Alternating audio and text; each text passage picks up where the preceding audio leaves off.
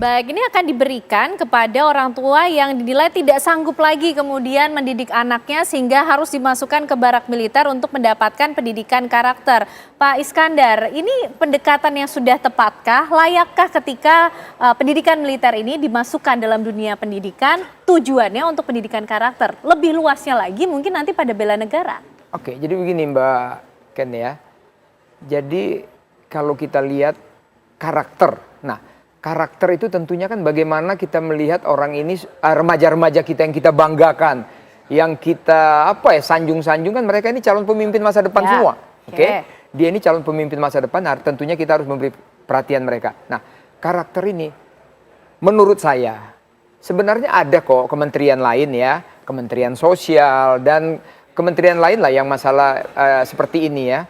Namun mungkin ya tanda petik ini bukan membandingkan, tanda petik. Kalaulah diberikan kepada TNI tentunya karakter itu akan terbentuk dengan baik. Ya, dia akan cinta negaranya, dia akan semangat. Mungkin yang tadi mulai putus asa, mulai aneh-aneh, begitu dia nanti 6 bulan itu dia akan terbuka wawasannya. Jadi tidak hanya menyelesaikan kenakalan yang timbul di kalangan remaja, tapi lebih dari itu. Betul, karena dia kan diciptakan ini tahun 2045 kan harus jadi pemimpin semua nanti nih. Pada saat dia jadi pemimpin, dia akan punya wawasan, oh begini toh aku nantinya. Bahkan mungkin dia akan berubah total, oh aku ini akan jadi calon pemimpin. Kenapa? Pasti di karakternya TNI ini itu bagaimana leadership yang bagus, bagaimana pergaulan, bagaimana kita menghadapi masyarakat kita sendiri, bagaimana kita merangkul yang lemah. Di situ kelihatan sekali leadership di situ.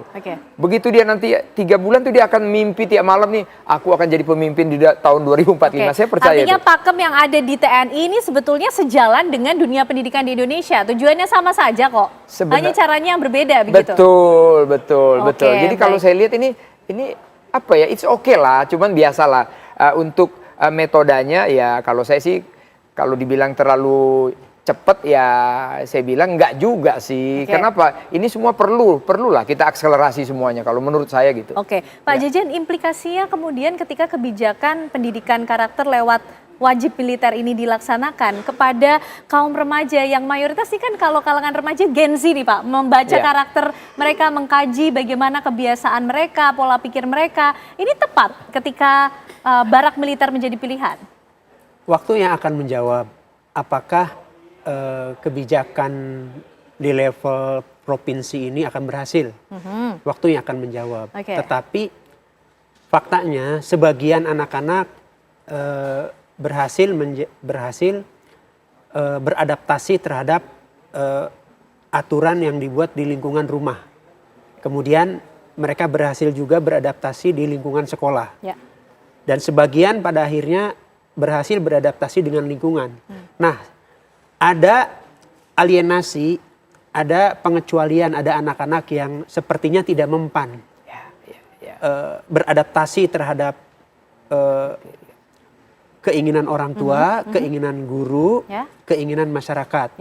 Nah, maka ada gagasan dari Kang Deddy yang kita sebutlah inovatif, kreatif, untuk melibatkan tidak saja orang tua, guru, tetapi juga TNI dan Polri. Berarti harus diatur juga dong Pak Jejen kriteria siswa atau remaja mana yang kemudian nanti akan masuk ke barak militer untuk mendapatkan pendidikan karakter ini? Saya yakin tidak akan mudah dalam pelaksanaan apakah orang tua bersedia melepaskan anaknya sepenuhnya ke model pendidikan militer ini.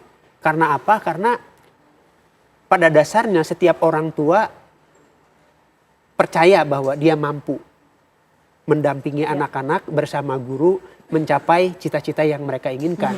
Tetapi tentu saja dalam hal ini saya mengusulkan top down. Top down di sini artinya apa? Tidak ada tawar-menawar. Ketika anak-anak tertentu itu memang terbiasa tawuran, terbiasa malas sekolah, tidak disiplin, maka negara punya wewenang. Dalam hal ini Pak Gubernur di Jawa Barat punya wewenang untuk menyelamatkan anak-anak ini agar ke depan bisa menjadi pemimpin yang punya karakter yang Oke. kuat, Iya. punya kecintaan terhadap negara dan bangsa Oke, ini. Pak Iskandar, ini kan dari TNI sudah tanda tangan begitu ya, menyatakan sepakat sepertinya Yep. bisa ikut bekerja sama untuk mendukung kebijakan ini. Tapi lagi-lagi, ini berarti kan sudah diatur kebijakannya antara mungkin dari TNI, sekolah, negara yang dalam hal ini pemerintah Provinsi Jawa Barat. Ya, jadi gini, kenapa saya bukan membela TNI, kebetulan memang saya TNI, saya bukan membela. Kalau saya selalu berangkat kepada regulasi aturan. Ya. TNI tidak ada yang salah. Sesuai dengan tadi saya bilang Undang-Undang 34 pasal 9 ya. Operasi militer selain perang inilah salah satunya ya. Terus kedua, ini menanggapi Pak Zen dari UIN, di situ ada kriterianya, Mbak. Oke. Ya, kriterianya Sudah disusun juga? Kriterianya sudah ada tuh, Kang Mul udah buat semua kriterianya apa? Orang itu memang disetujuin sama orang tuanya. Kedua, ini kenakalannya memang sudah sangat-sangat susah. Sampai semua orang tua, saudara sudah nggak mampu lagi. Memang inilah yang diserahkan. Jadi bukan semua loh Mbak ya. Oke. Ya Pak Zen ya, Mbak Ken bukan semua. Ini kepada pemirsa semuanya tolong jangan langsung alergi. Bukan semua, ingat nih ya. Oke. Kriterianya tuh tadi ada ya. Itu dia masalah perkelahian. Oke. Ya, pakai celurit yang panjangnya 3 meter, ya kan? Kedua, narkoba. Ketiga, itu masalah narkoba. Ketiga tadi tawuran. Maaf ini untuk kepada semuanya kan, geng motor. Itu ada motor yang bagus sih. Aku juga suka naik sepeda motor, tapi Ya. nggak geng-gengan. Nah, inilah yang kesimpulannya apa? Yang tidak mampu dibina lagi sama orang tua, Oke. sama saudara, sama tetangga, barulah diserahkan. Oke. Persetujuan ya, ingat ya. Persetujuan orang tua tetap. Oh, tetap dengan persetujuan orang tua. Tetap persetujuan Jadi orang tua. sifatnya nanti wajib atau kemudian harus surat persetujuan orang tua dulu, Betul, Pak Is? betul. Begitu ya? Jadi ini semuanya sudah dibentuk. Nah, orang tuanya nih sekarang nih. Kalau dia mungkin udah nggak mampu lagi mendidik anaknya, ya monggo gitu loh. Oke, itu. oke. Nah, Ya. tapi ketika kriteria tersebut dijalankan, Ya. ada juga mungkin anak-anak atau kalangan remaja yang sebetulnya juga butuh pendidikan karakter meskipun tidak nakal, Oh, sudah baik, sudah on the silakan. track begitu kan. Silakan Nah, masuk. bagaimana kemudian membina mereka ini juga karena butuh juga pendidikan karakter, semangat bela negara juga perlu untuk ditanamkan kepada Ya. para remaja ini. Kalau saya berpendapat begini, dulu itu kan kita pernah itu. Oke. Ya bela negara dan lain sebagainya, apa kalau bentuknya itu ya PKM atau apa itu dulu selalu ada, mungkin sekarang juga masih ada. Nah ini mungkin pertama kriterianya kepada yang tadi ya, yang orang tuanya setuju, di mana juga sekolah juga sudah tidak mampu lagi, Tidak mau sekolah. tidak mau sekolah lagi, udah putus sekolah nih.